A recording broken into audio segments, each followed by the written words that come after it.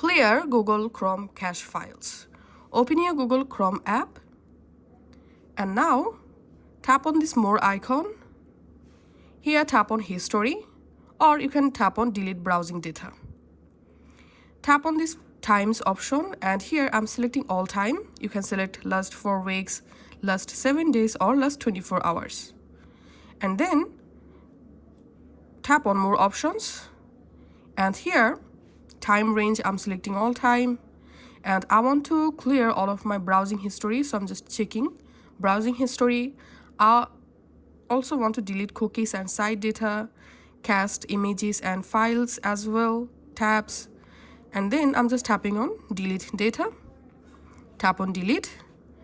After that, your Google Chrome browser, all cache files will be deleted.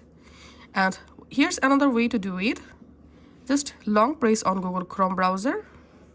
Tap on this info button. And you directly jump into Google Chrome app info page. Here you have to tap on storage and tap on clear cache. And that's it.